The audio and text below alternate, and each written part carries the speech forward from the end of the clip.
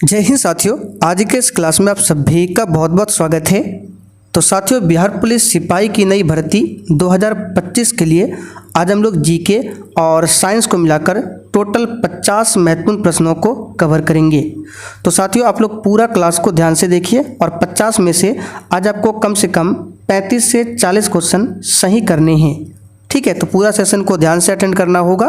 रात के 8 बज चुके हैं, फटाफट से आप लोग लाइव चैट के साथ जुड़ जाइए। तो देखिए, आज का पहला क्वेश्चन है, ताशकंद शहर कहाँ पर स्थित है? बताइए, क्वेश्चन 1 के लिए आंसर क्या होगा? ताशकंद शहर कहाँ पर स्थित है? तो इसका सही जवाब है उज्बेकिस्तान में स्थित है ताशकंद शहर। ठीक है, उज्बेकिस्तान की राजधानी है ताशकंद। यहाँ पर ए ऑप्शन आपका सही जवाब है। और आपको याद होगा ताशकंद समझौता। ठीक है, ताशकंद में ही पाकिस्तानी राष्ट्रपति अयूब खां और भारतीय प्रधानमंत्री लाल बहादुर शास्त्री के बीच ये समझौता हुआ था, ताशकंद समझौता। तो यहाँ पर ए ऑप्शन आपका सही जवाब है उज्बेकिस्तान। अगला क्वेश्चन, निम्नलिखित कलाकारों और उनके कलारूपों का मेल कीजिए। चलिए बताइए, इसका आंसर क्या होगा? एक ऑप्शन यहाँ पे भी है डी नंबर में। तो सबसे पहले पंडित बिरजू महाराज की बात करें, ये आसान है। तो पंडित बिरजू महाराज का संबंध है कथक नृत्य से। तो यहाँ पर देख सकते हैं 4 नंबर में कथक नृत्य दिया है, यानी सी का 4 हो जाएगा, सी का 4। ठीक है, तो सी का 4 देखते हैं किस ऑप्शन में है, सी का 4। तो सी का 4 सी में भी है। ठीक है, सी का 4 और सी का 4 डी में भी है। एक और ऑप्शन मिला लेते हैं। यहाँ पर देखिए, पंडित शिव कुमार शर्मा की बात करें तो संतूर वादक है। तो डी का देखिए संतूर वादक कहाँ पे? 3, यानी डी का 3। तो डी का 3 देख सकते हैं केवल इसी में है। तो सी का 4 डी का 3, पूरा मिलाने की ज़रूरत भी आपको नहीं है। इस टाइप के क्वेश्चन को इसी तरह से सॉल्व किया जाता है। तो डी ऑप्शन यहाँ पर सही है। बाकी सब देख लेते हैं। अब उस्ताद अलाउद्दीन खान की बात करें, सरोद वादक है। ठीक है, और हेमा मालिनी की बात करें, भरतनाट्यम से संबंधित है। चलिए आगे देखिए, मोहनजोदड़ो में सबसे बड़ा भवन कौन सा है? और देखिए, जो भी साथी चैनल पर पहली बार आए हैं, आप लोग क्लास टाइमिंग को नोट कीजिए। आपको बिहार पुलिस के लिए 2 क्लास करनी है। एक शाम में 7:30 बजे है और दूसरा क्लास है रात में 8 बजे से। ठीक है, तो 7:30 बजे वाला क्लास आपका हो चुका है, अभी आप लोग देख रहे हैं 8 बजे वाला।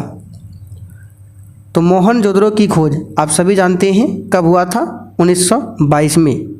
ठीक है, किसने किया था? राखलदास बनर्जी ने। और मोहनजोदड़ो की सबसे बड़ी इमारत अन्नागार था, जिसको धान्यागार भी बोला जाता है। बी ऑप्शन आपका सही आंसर है। बुद्ध का अर्थ क्या है?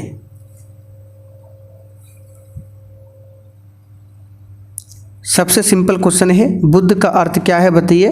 तो बुद्ध का अर्थ है ज्ञान, यानी कि ज्ञान प्राप्त। ए ऑप्शन आपका सही है। बुद्ध के बचपन का नाम था सिद्धार्थ।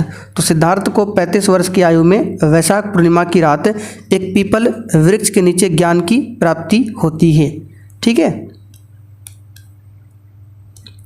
जूनागढ़ शिलालेख का संबंध किससे है? अच्छा क्वेश्चन है, बताइए।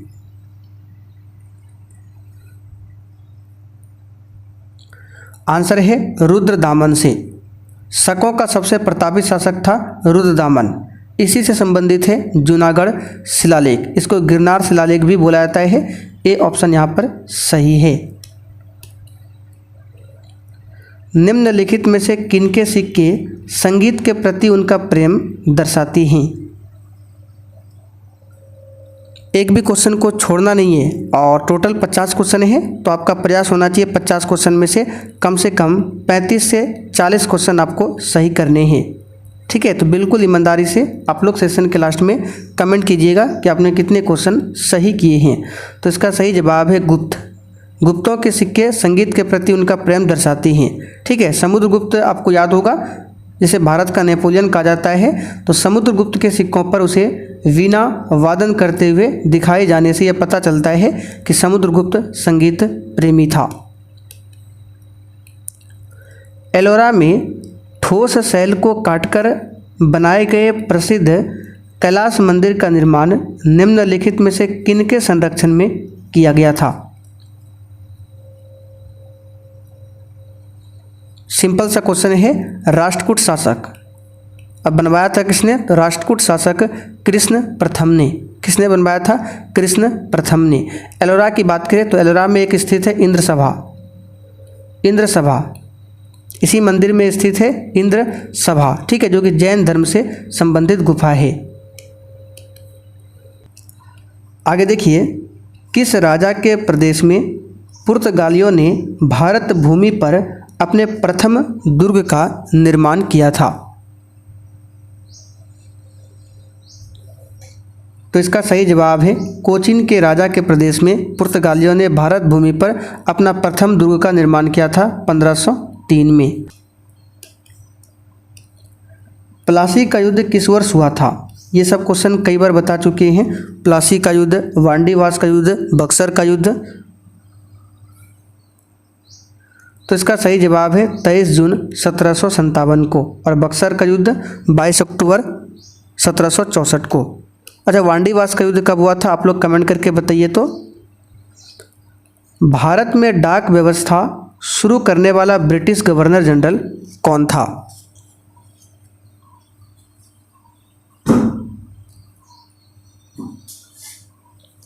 तो इस क्वेश्चन का आंसर क्या हो जाएगा? लॉर्ड डलहौजी, ठीक है, डलहौजी। और इसी के समय में 1854 में पहली बार डाक टिकटों का प्रचलन आरंभ हुआ था, 1854 में। ए ऑप्शन आपका सही जवाब है। राज हड़प नीति को भी इसी ने लाया था। विलियम बेंटिक की बात करें तो भारत के प्रथम गवर्नर जनरल थे। 1916 में भारतीय राष्ट्रीय कांग्रेस और मुस्लिम लीग एक दूसरे के निकट आए थे। बताइए किस अधिवेशन में?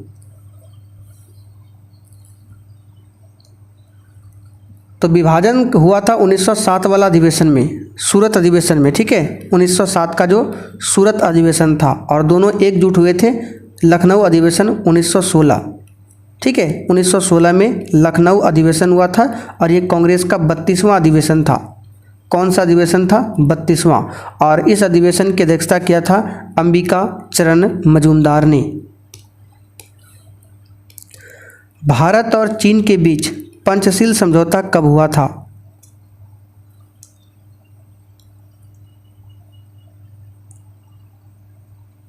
तो ये हुआ था 1954 में, याद रखिएगा 1954 में। भारत सरकार अधिनियम 1919 को एक और नाम से भी जाना जाता है, वह क्या है? चलिए, बहुत ही शानदार क्वेश्चन है, बताइए। भारत सरकार एक्ट 1919 को और किस नाम से जाना जाता है? तो मॉन्टेग्यू चेम्सफोर्ड सुधार के नाम से।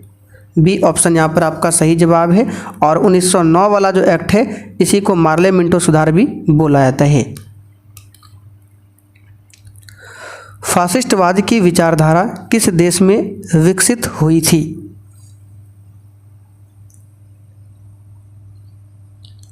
इसका सही जवाब है इटली में।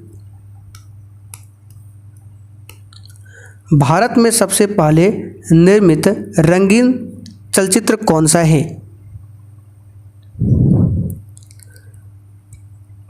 बताइए इसका आंसर क्या होगा? तो ऑप्शन के अकॉर्डिंग आपको बताना है। ऐसे तो भारत में निर्मित रंगीन चलचित्र पहला कौन सा है? तो पहला है किसान कन्या। किसान कन्या ये सबसे पहला रंगीन चलचित्र है भारत में निर्मित, ठीक है, जो कि 1931 में आया था। ये सबसे पहला है, लेकिन ऑप्शन में तो नहीं है। तो दूसरे स्थान पर आया था आन। पहला किसान कन्या, दूसरा था आन, जो कि ये 1952 में आया था। उसके बाद फिर आया था 2 बीघा ज़मीन 1953 में। फिर मधुमती था, ठीक है, ये 1950 में। और फिर मुगले आजम था 1960 में। तो ऑप्शन के अकॉर्डिंग देखें तो 1952 आने वाला सबसे पहले हो जाएगा।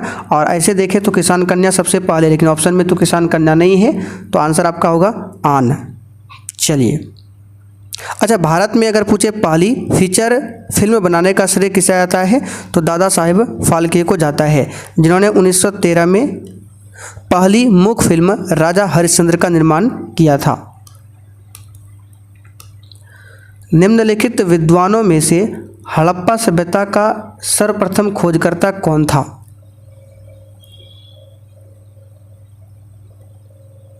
तो ये सब क्वेश्चन कई बार करा चुके हैं। इसका आंसर है दयाराम साहनी। कहा जाता है कि सेंट थॉमस ईसाई धर्म का प्रचार करने के लिए भारत आए थे। वे किसके शासनकाल के दौरान आए थे, बताइए।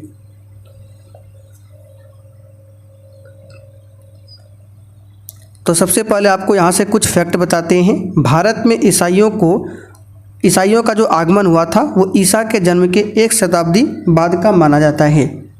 ठीक है, भारत में ईसाइयों का आगमन ईसा के जन्म के 1 शताब्दी बाद का माना जाता है। ठीक है, तो सेंट थॉमस जो है ईसाई धर्म का प्रचार करने के लिए भारत आए थे। और किसके शासनकाल में ये भारत आए थे? तो पार्थियन। ठीक है, उस समय किसका शासन था? पार्थियन का। बी ऑप्शन आपका सही जवाब है, पार्थियन का। चलिए आगे बढ़ते हैं। महाबलीपुरम की स्थापना किसने किया?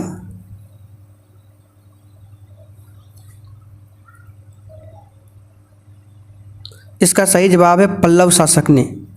ए ऑप्शन आपका सही आंसर है।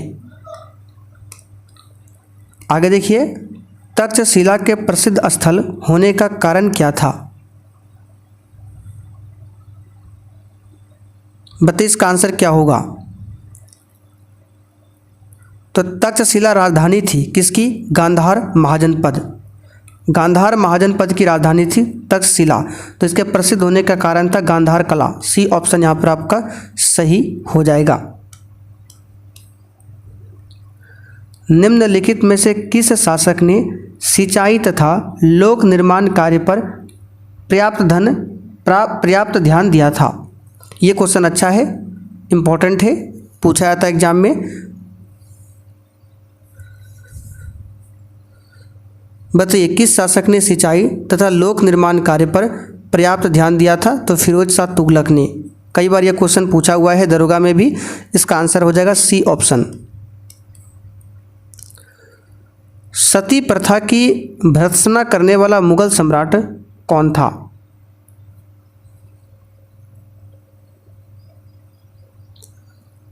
तो इसका सही जवाब है अकबर था। और सती प्रथा का अंत भारत में कब किया गया?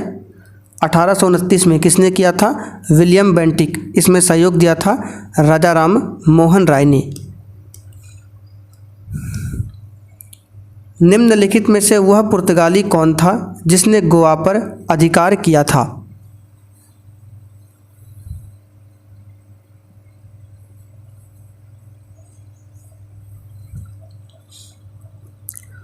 तो ये था Afonso de Albuquerque. Afonso de Albuquerque ने गोवा को 1510 में, ठीक है, 1510 में बीजापुर से छीनकर अपनी नई नीति का आरंभ किया था 1510 में। भागवत संप्रदाय के विकास में निम्न में किसका योगदान अत्यधिक था?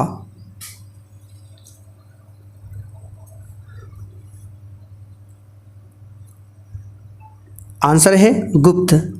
भागवत संप्रदाय के विकास में गुप्तों का योगदान अत्यधिक था।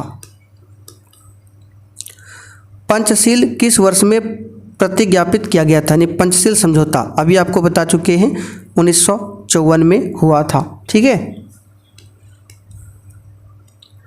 भारत के दौरे पर जाने वाला पहला अमेरिकी राष्ट्रपति कौन था? यानी भारत आने वाला पहला अमेरिकी राष्ट्रपति कौन था, आपको बताना है।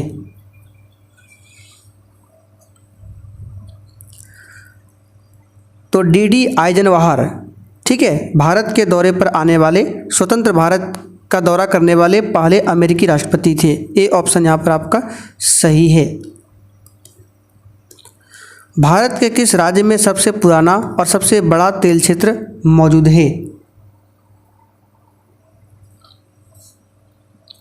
बताइए इस क्वेश्चन का आंसर क्या होगा। भारत के किस राज्य में सबसे पुराना और सबसे बड़ा तेल क्षेत्र मौजूद है?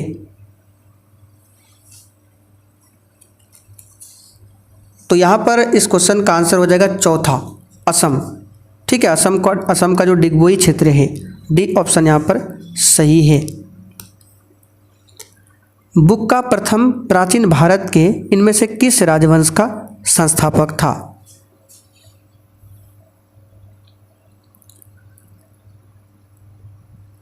तो सबसे पहले हम लोग जानते हैं विजयनगर साम्राज्य। तो विजयनगर साम्राज्य की स्थापना 14वीं शताब्दी में हुआ था, यानी कि 1336 में किया गया था।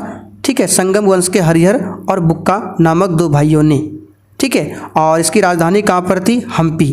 हम्पी राजधानी थी विजयनगर साम्राज्य की। तो बुक्का प्रथम प्राचीन भारत के इनमें से किस राजवंश का संस्थापक था? तो संगम वंश। बी ऑप्शन यहाँ पर आपका सही जवाब है, संगम वंश। अच्छा, हम्पी की बात करें तो हम्पी को विश्व धरोहर स्थल घोषित किया गया है कब? तो 1986 में। 1848 में डलहौजी के कार्यकाल के दौरान लागू हुए सुधार का नाम क्या था?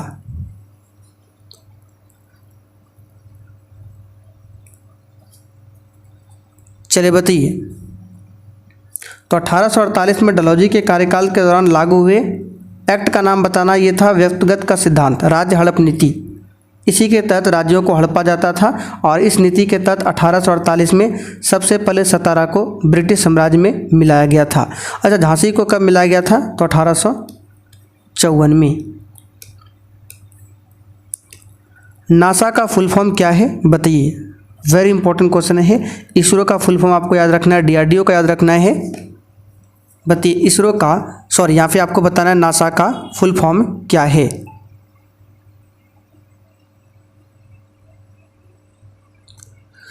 तो नासा का फुल फॉर्म यहाँ पर कौन सा हो जाएगा? तो इसका सही जवाब है National Aeronautics and Space Administration. ये नासा का फुल फॉर्म है। इसरो की बात करें तो इसका full form Indian Space Research Organisation. इसकी स्थापना कब होती है? तो 1969 में, 15 अगस्त 1969 को। अच्छा, डीआरडीओ का फुल फॉर्म क्या है? तो Defence Research and Development Organisation. ये डीआरडीओ का फुल फॉर्म है। तो सभी को ध्यान रखिएगा। किस पशु को भारत का राष्ट्रीय धरोहर पशु घोषित किया गया?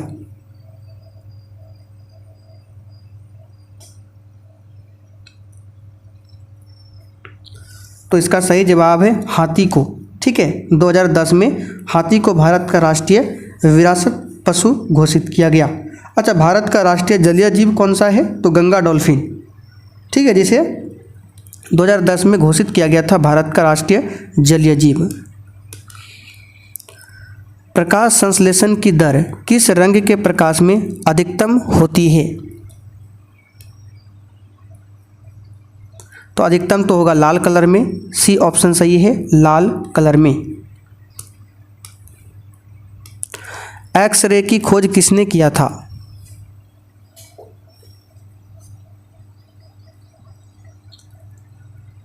तो एक्सरे जो है उच्च ऊर्जा वाले विद्युत चुंबकीय विकिरण का एक रूप है। इसका खोज किया था रोंटजन ने। यहाँ पर इसको सही कर लीजिए, सेंटजन नहीं होगा, रोंटजन ने किया था, डब्ल्यू रोंटजन ने। ए ऑप्शन यहाँ पर आपका सही है। कब किया गया था? 1895 में। जर्मन वैज्ञानिक थे रोंटजन, इसने ही किया था। ए ऑप्शन आपका सही जवाब है। भारतीय पुरातत्व सर्वेक्षण का मुख्यालय कहाँ पर स्थित है?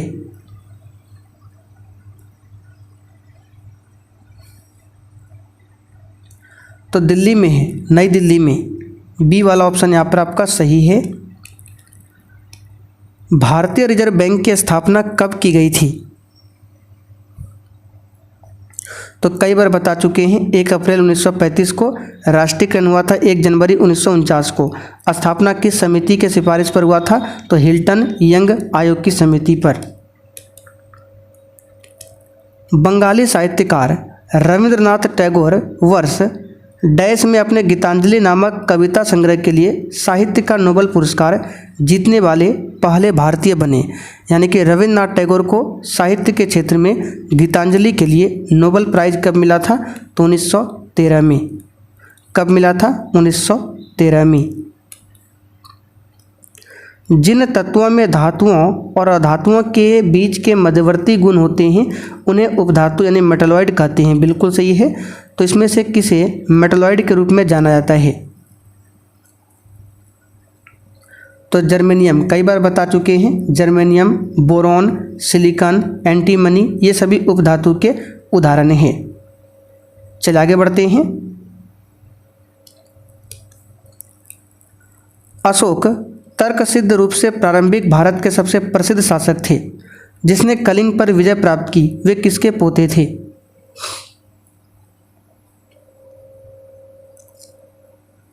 तो इसका सही जवाब है, तो सबसे पहले मौर्य वंश की स्थापना किया था चंद्रगुप्त मौर्य ने। चंद्रगुप्त मौर्य का पुत्र कौन हुआ था? बिंदुसार। बिंदुसार का पुत्र था अशोक। तो अशोक बताइए किसके पोते थे? चंद्रगुप्त मौर्य के, और बेटे थे बिंदुसार के। बी ऑप्शन सही है। स्वाइन फ्लू निम्नलिखित में से किसके द्वारा फैलता है? चलिए बताइए, स्वाइन फ्लू निम्नलिखित में से किसके द्वारा फैलता है? तो इसका सही जवाब है विषाणु के द्वारा। ठीक है, कौन सा विषाणु है? H1N1 swine flu. ठीक है, यहाँ पर बी ऑप्शन सही है। आगे देखिए, निम्नलिखित भारतीय राष्ट्रपतियों के नामों को उनके कार्यकाल के अनुसार अवरोही क्रम में व्यवस्थित करें। अवरोही क्रम का मतलब होता है घटते क्रम। तो सबका कार्यकाल जान लेते हैं, सबसे पहले क्रम से सभी को सजा लेते हैं।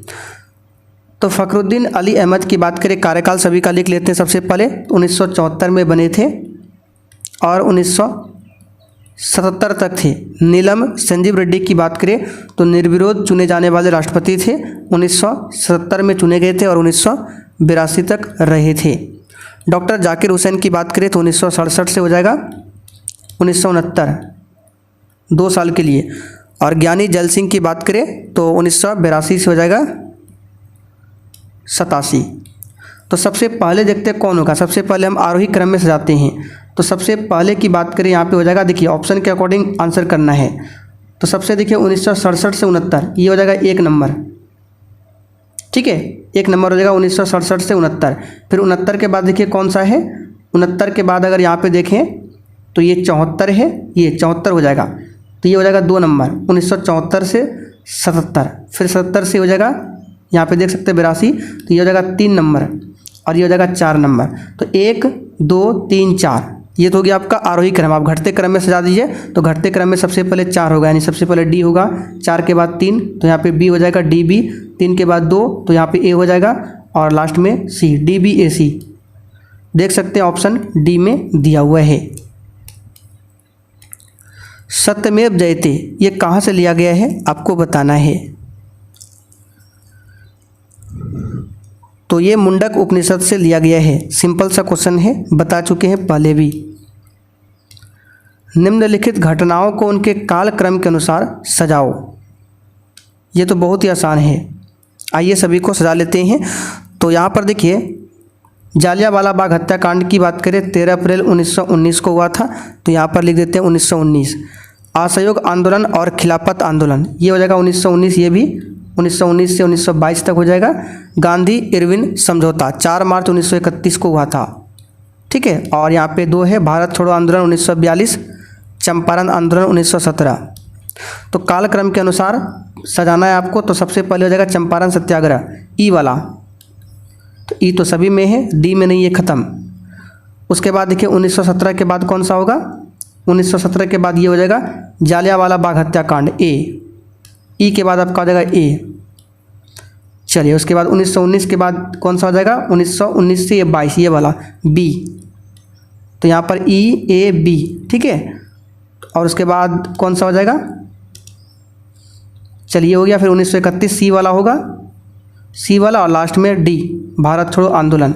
तो ये तो होगा नहीं, डी ऑप्शन केवल 2 में है। तो ई ए बी सी डी, यहाँ पर देख सकते हैं बी ऑप्शन में दिया हुआ है, ई ए बी सी डी। निम्नलिखित में से कौन सी सबसे तीव्र भूकंपीय तरंगे हैं?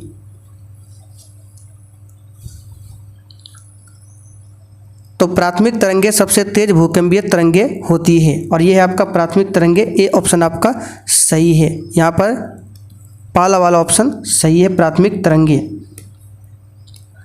2 उत्तरोत्तर श्रृंग अथवा 2 उत्तरोत्तर गर्त के बीच की दूरी को क्या कहते हैं? बताइए इसका आंसर क्या होगा।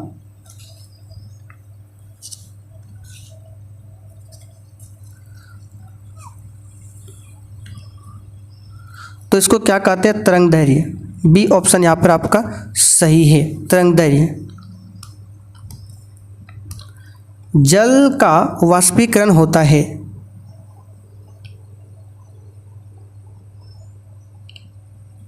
तो जल का वाष्पीकरण जो होता है कहाँ पर होता है? तो इसका आंसर क्या हो जाएगा? तो इस क्वेश्चन का आंसर आपका हो जाएगा, बताइए फटाफट से। जल का जो वाष्पीकरण होता है सभी ताप पर होता है। ठीक है, सभी ताप पर होता है। डैश सूर्य द्वारा उत्सर्जित हानिकारक विकिरण कौन सा है? तो सिंपल सा क्वेश्चन है, यूवी लाइट परावैंगनी किरण है। ठीक है, परावैंगनी किरण है।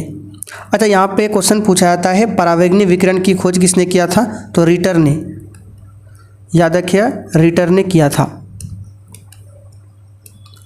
एक हल्के एवं एक भारी पिंड की गतिज ऊर्जा समान है, काइनेटिक एनर्जी बराबर है, तो संवेग किसका अधिक होगा?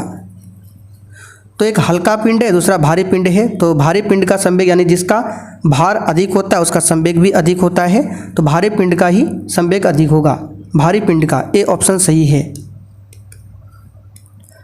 पानी में लोहे की सुई डूब जाती है लेकिन जहाज तैरता रहता है, यह सिद्धांत किस पर आधारित है? तो ये आर्किमिडीज का सिद्धांत है। ऐसा क्यों होता है? आर्किमिडीज ने बताया है। वाहिकाएं डैश में प्रमुख जल संचालन कोशिकाएं हैं। तो वाहिकाएं जो है आवर्त विधि में प्रमुख जल संचालन कोशिकाएं हैं।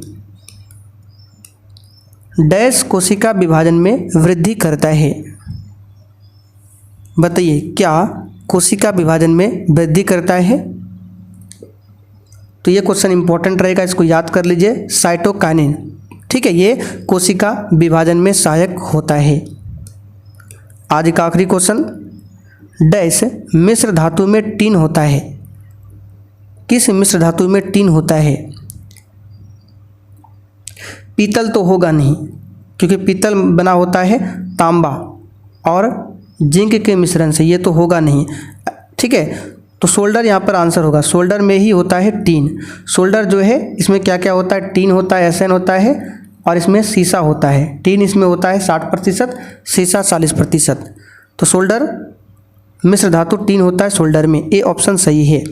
तो साथियों सेट यहीं पर कंप्लीट होता है। अब आप लोग कमेंट करके बताइए आपने 50 में से आज कितने क्वेश्चन सही किए हैं। और साथियों क्लास में हम आपको जो भी एक्स्ट्रा क्वेश्चन बताए हैं ये सब, ठीक है, इसका अगर आपको लिखा हुआ 1 लाइनर फॉर्म में नोट्स चाहिए तो आप लोग प्राप्त कर सकते हैं। टोटल आपको 100 नोट्स मिलेगा इस प्रकार से। डेमो के लिए अगर आपको PDF चाहिए तो 9631887058 इस पर व्हाट्सअप मैसेज करके बता सकते हैं, आपको डेमो नोट्स मिल जाएगा। साथ में स्पेशल बिहार जीके का भी नोट्स मिलेगा। मात्र 39 का पेमेंट करके ये सब नोट्स आप लोग प्राप्त कर सकते हैं। ध्यान दीजिए, जिन्होंने बैच नहीं परचेज किया है उनके लिए बता रहे, बाकी जिन्होंने परचेज किया है उनको वहीं पर दिया जा रहा है। ठीक है, तो चलिए इसी के साथ आज के लिए इतना ही।